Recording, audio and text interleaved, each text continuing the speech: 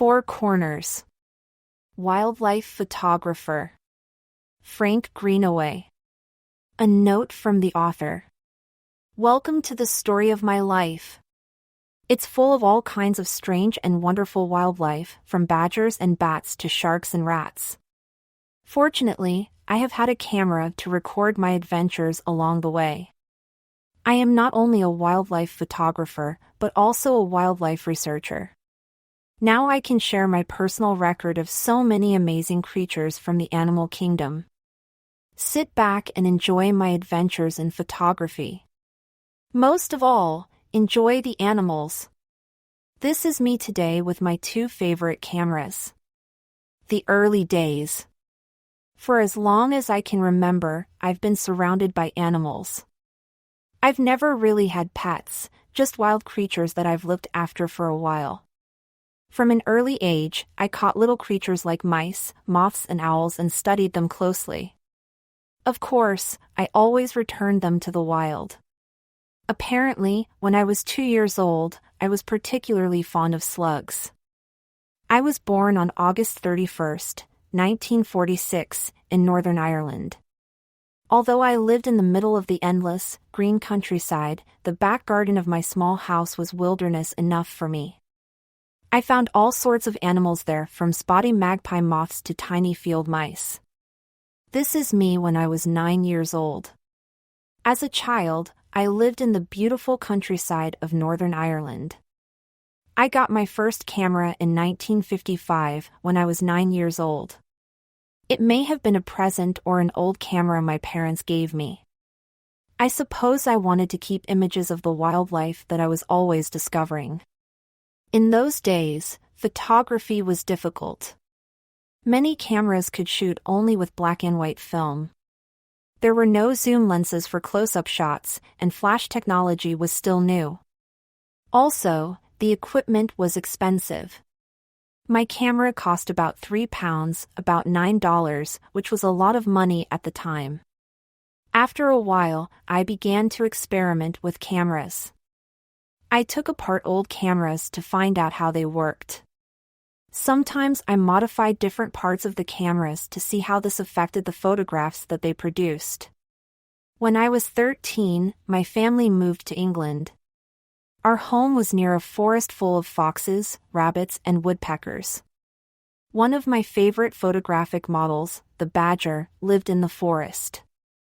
I bought a second-hand camera, a bit like this one, when I was on a school trip in Germany. It folded up and fitted perfectly in my pocket. I took this photo of a Eurasian badger in the 1980s. These badgers live in woodland areas across Europe and Asia. Clutching my camera late one afternoon, I dragged my mum along on one of my adventures in the woods. We waited and waited. Suddenly, we saw a family of badgers emerge from a burrow and head off into the trees to look for dinner. Minutes later, 2 foxes appeared, frantically chasing each other's tail. My mother was fascinated, and I snapped photos as fast as I could. The thrill I got from photographing these animals helped me come to a decision. I was going to become a professional wildlife photographer. Badgers. American badger. Badgers, which belong to the weasel family, are found in many parts of the world. They are omnivorous, meaning they eat both plants and animals, everything from acorns and mushrooms to insects. Badgers are nocturnal and spend their days inside burrows called setts. Learning the trade. When I was 18 years old, I studied photography at the London College of Printing. The college didn't offer any courses in wildlife photography. Instead, I learned how to take pictures of buildings, food, and canal boats. Still, I never forgot about my first love, animals. In my free time, I explored the city, searching for insects, birds, foxes, and rodents, such as mice and rats. It's surprising how much wildlife you can find in any city, if you know where to look. When I left college, I got a job at London's Natural History Museum, a museum devoted to nature and wildlife. The museum needed a photographer to take pictures of animals. Some of the photos would help the museum with its research, and others would be used in exhibitions. I was good at photography and loved animals. It was a perfect job for me. I've worked for the museum for almost 40 years. This is me when I was 20 during a photography trip in Northern Ireland. These seagull chicks had come into my tent to find shelter from a storm. In my early days at the museum, I did all sorts of things, from wildlife photography to researching animal behavior. The most exciting thing was being surrounded by people who loved nature as much as I did. I learned a great deal from their expert knowledge. For example, I learned a lot about sea life from marine biologists and much about fossils from paleontologists, scientists who study prehistoric life. I also did a great deal of research on my own. These days, I often travel all over the world on photographic shoots. Each time I return to the museum from a trip, I look through the hundreds of photographs that I took while I was away. I'm always searching for that one special shot of flamingos, grizzly bears, kangaroos, or any other exciting animal. This is where I work, the Natural History Museum in London. It holds nearly 60 million animal specimens. Many flamingos are pink because of a chemical in the shrimps that they eat. Whether I'm taking photos in my studio or out in the wild, I need to be prepared. It's important to be familiar with the animals I'm photographing, so I often take care of them for a few weeks. I might have a fish, insects, or a small animal like a rabbit or hamster. Understanding the animal helps me to achieve the most natural shots. Of course, if I am going to photograph a big animal like an elephant, I can't keep it in my studio. I have to take those photos at wildlife centers or in the wild. I like to visit a wildlife center a few days before the shoot to see the location, observe the animal, and talk to the staff. It's very important for the animal to get used to my equipment, especially the flash, which can be very frightening to a wild creature. Every day is different from the one before. Each day teaches me new things about photography or animals. One thing I've learned is that you never stop learning. This is me at work in my photography studio. My model is a 1.8-meter-long western diamondback rattlesnake. Why I love photography. Imagine a world without pictures. There would be books without illustrations, newspapers without photographs, and magazines full of words only. A photograph can be a piece of art, admired simply for its colors and shapes. Often, it can explain the way an elephant or a giraffe looks more powerfully than words can. Together, words and pictures communicate a much stronger message than either could do alone. I've always loved the fact that photography can show people things they might never see in person. It can take them to the bottom of the ocean, through the most remote deserts, and even to the moon and back. A photograph of African elephants can describe the animals better than words. I took this photograph of a brown long-eared bat so that I could study the creature in detail. A photograph captures a single moment in time, which can be very important when studying animals. Birds fly about all the time, but the exact position of their body and wings in mid-flight is difficult to see without high-speed photography. When I take a photograph, I can zoom in on a subject and reveal it in detail. I love bats, but they are mysterious creatures. There's still much to learn about any of the nearly 1,000 different bat species.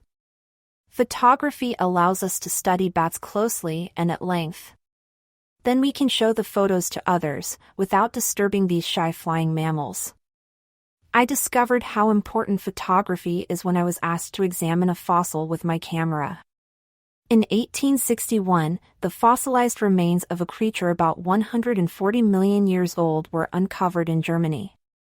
Called Archaeopteryx, the creature had feathers and wings like a bird, but claws and a scaly snout with teeth like a reptile. Paleontologists wondered, was it a bird? Was it a dinosaur? Could it be the missing link between the two?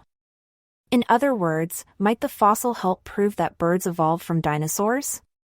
Many years later, in 1985, some people accused Archaeopteryx of being a fake. They claimed it had been made by pressing a reptile fossil and chicken feathers into cement. I believed the fossil was genuine, but I needed proof. Scientists believe Archaeopteryx may have looked like this. This is the part and the counterpart of the fossil of an ammonite, which is a prehistoric sea creature. A real fossil forms inside a single piece of rock. To reveal the fossil, the rock is split, often into two sections, the part and the counterpart. Our goal was to prove that the two sections of the Archaeopteryx fossil had originally been joined.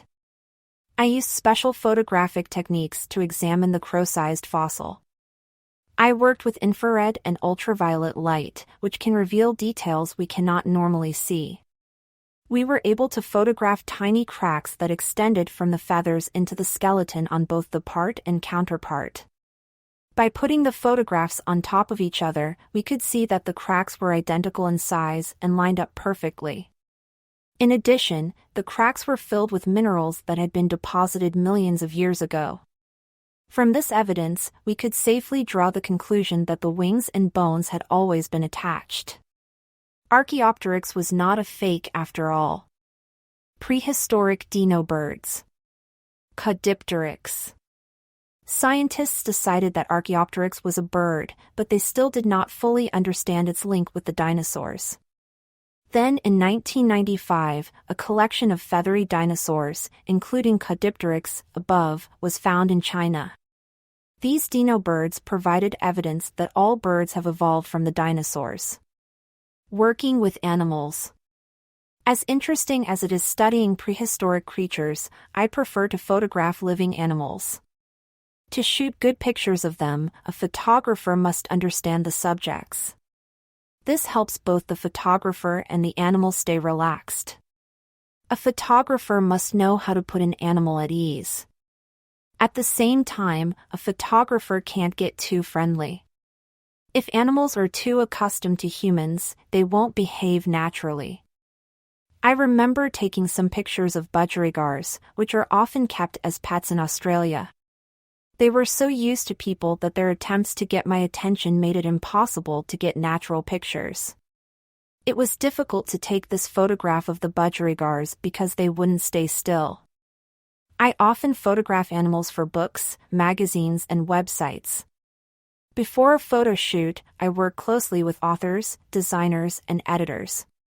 They explain what photos they want, and I let them know whether or not it is possible to get them. We discuss how, where, and when we are going to take pictures of each animal. Talking first saves time and money later and helps me provide the best photos possible. In 1994, I set off for Scotland to photograph ocean animals for a book. Underwater life is not easy to photograph, mainly because huge, deep, cold oceans are difficult environments in which to work. I headed for a marine research center where ocean creatures are studied. The center researches fish, coral, jellyfish, and crustaceans, such as crabs, shrimps, and lobsters. This is me outside the museum talking to a book designer before a photo shoot. I remember one tricky subject, a huge spiny lobster that insisted on lying flat on the bottom of its tank. This position did not make a good photograph because it would not show its interesting features. I tried to coax the spiny lobster gently into a better pose with a small fish net. The lobster was not cooperating. Spiny lobsters do not have large front pincers like other lobsters, but they do have sharp claws and prickly shells. Eventually, I had to prop up the lobster on a block of stone to get the picture I needed. I used the pole of a small fish net to gently nudge the lobster into position for the shoot. A separate photograph of a seabed was added as a backdrop to my photo of the lobster. I hung white sheets as a backdrop so that Digby would show up clearly in the photographs. The funniest animal I've ever worked with was Digby, a beautiful, but bold, young red fox. Digby had been orphaned as a cub and was rescued by a wildlife research center. The center also looked after other animals, such as wild boar, deer, and weasels. In 1997, I traveled to the center with Jill, a book designer who needed photos for an animal encyclopedia. We wanted a shot of Digby pouncing as if to catch a small rodent. We set up a bale of hay for Digby to jump over, but the fox didn't want to cooperate. At first, Jill and I practiced the #1 skill needed when working with animals: patience. Even patience wouldn't make Digby jump, so finally we had to take action. Jill knelt behind the hay bale and made scratching noises to mimic a small animal. The noise soon caught Digby's attention, and he jumped over the bale in search of his prey. Once he started, he didn't stop. He happily jumped over the bale again and again. He loved it. The rest of the week was quite memorable in other ways as well. Jill will probably never forget the deer incident. We were photographing a red deer, and like most red deer, it was quite large. I needed to photograph it against a white canvas backdrop. This huge canvas frightened the deer. The animal keeper was trying to shepherd the deer onto the canvas, and Jill was trying to help the keeper. Unfortunately, the deer was too afraid. It became upset and headbutted Jill. Digby did all sorts of things before he jumped. Finally, I got the photo I wanted: Digby pouncing like a cat. One enjoyable thing about photographing animals is being on location in their habitat. However, photographing animals outside can be a challenge. This was definitely the case one cold November morning in 2002. That day, I set out to take some photographs of a magnificent female Eurasian eagle owl called Stockholm. A bird of prey like Stockholm was definitely the boss, not me, the photographer.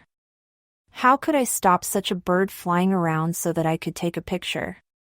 I asked an expert raptor keeper, named Alastair, for help.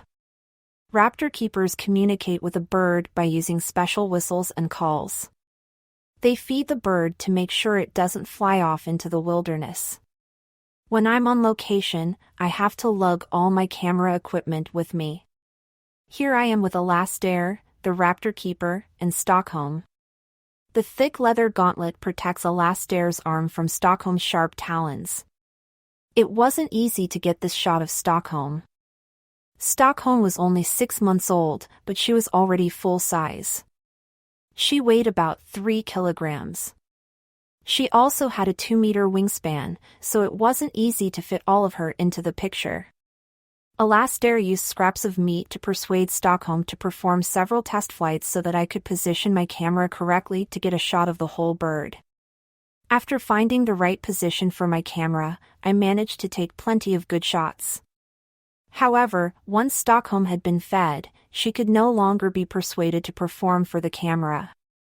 As Stockholm was the boss, when she was finished for the day, so was I. Eurasian eagle owls. Eurasian eagle owls live all over Europe and in remote forests and rocky regions in Asia. Eurasian eagle owls are the heaviest owls in the world, with the females outweighing the males. Female Eurasian eagle owls can weigh over 4 kilograms. Danger on the job. People often think that my job is dangerous. It's not, at least, not usually. I have found animals to be quite sensible. Usually they won't threaten you unless you threaten them first. Mothers can be aggressive when they are protecting their young, so they must be respected at all times. My photography has taken me to many different parts of the world. I've trekked through interesting places like Central American rainforests, which contain jaguars, snakes, and tarantulas. The biggest threat to my safety there was probably from the mosquito. A bite from this tiny insect can pass on the deadly disease, malaria. This is me on location in Belize, a country in Central America. It is covered with dense rainforest, a hot, wet environment to work in. Although I do not consider my job to be dangerous, I have, at times, encountered some tricky situations. I had a close call at a photo shoot in France. I had been trying to get a face-to-face shot of a bull by lying on the ground. I was lying near a truck when the bull began to run straight towards me. I only had my camera as a shield. Just in the nick of time, the driver of the truck reversed his vehicle over me to stop the bull in his tracks. Another time, I was attempting some underwater photography when an angel shark swimming below me became annoyed. It probably saw me as a threat, and it launched itself vertically at me through the water. At the last second, it swerved and avoided me. I think it just wanted to teach me who was boss. Still, that was a lesson I will never forget. Angel sharks. Angel sharks often lie hidden on the ocean floor. Their flat, sandy-colored bodies camouflage them in this location.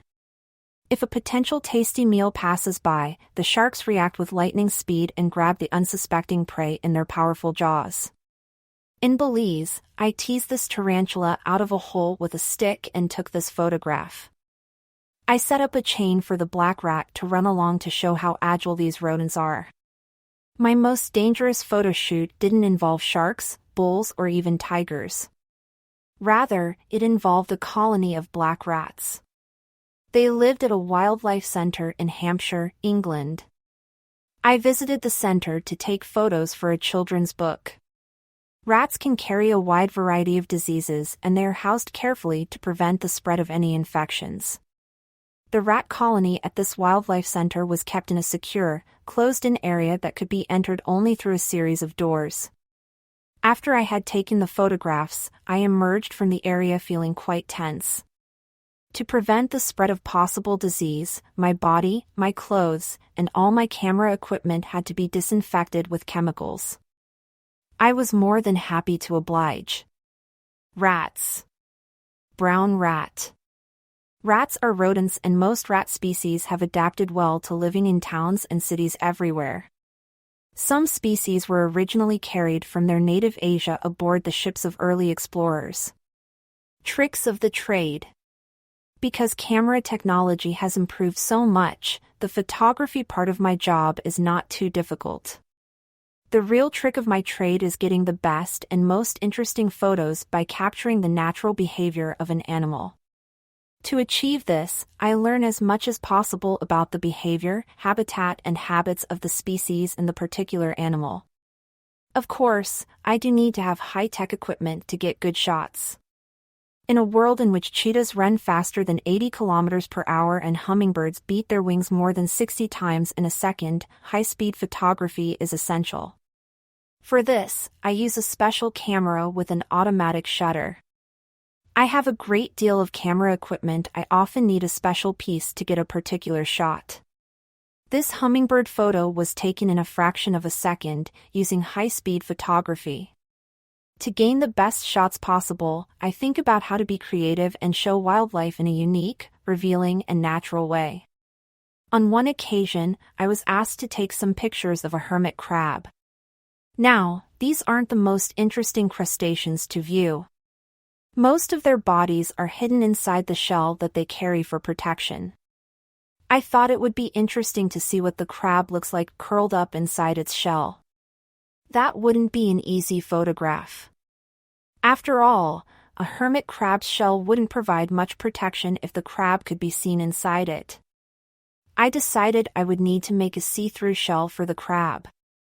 I sent a shell to a glass-blowing company, which crafted a perfect, transparent shell. All I had to do was persuade the hermit crab to move inside.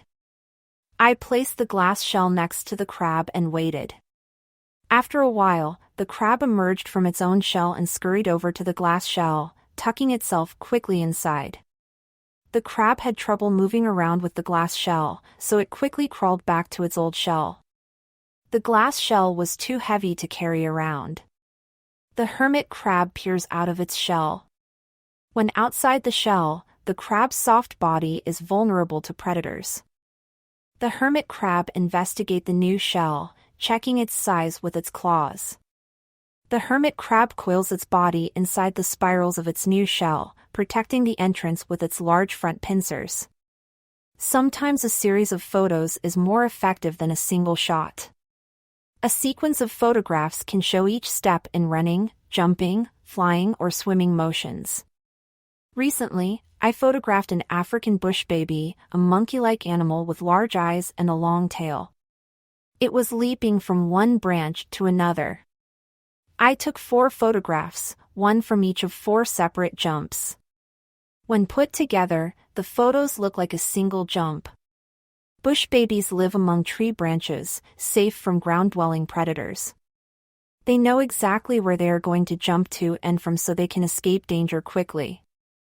As a photographer, I also had to discover these jump points. This was not easy, especially since bush babies are nocturnal and all my investigations had to take place in the dark. I found a bush baby's sleeping place and watched the animal for a few nights to understand how and where it moved. Then I set up a beam of infrared light and went off to get some sleep, leaving my equipment to do all the work. When the bush baby moved through the light, it triggered the camera to take a high-speed photograph. It can be difficult to photograph an animal and its background at the same time because different lighting or cameras may be needed. The backdrop to these bush baby photos is a separate photograph that was added later. Powerful back legs propel the bush baby forwards. Large eyes help the bush baby see in the dark. A long tail provides balance. Its back legs swing forwards to prepare for landing. What's next for me? I don't think I'll ever be too far from my camera. Morpho butterfly. Fruit bats. So far, my life has been a long road of animal enchantment and chaos. If I could go back and change any part of it, I might decide to concentrate purely on the research of animals and animal behavior. Researching animals is the best way to help save them from endangerment and extinction. However, then I'd miss the beauty of photography. In 2006, I'm going to retire from the Natural History Museum, and then the real fun will start. I'll be able to take pictures of all sorts of animals, not just the ones that somebody needs for a book or a museum. I think I'll start with butterflies because I believe there are very few good pictures of these amazing fluttering insects. Before I retire, I'm going to travel to Morocco, North Africa, for more work in paleontology. Much research is being done in the limestone caves there. I won't be studying the fossils of prehistoric animals, I will be digging the ground in search of fossilized prehistoric humans. Another thing I'll do before I retire is travel once more to the rainforests of Central America to visit some of my all-time favorite creatures, bats. That reminds me, I'm going to end my story not with words, but with a picture. Here is one of my favorite photos, and yes, of course, it's a bat.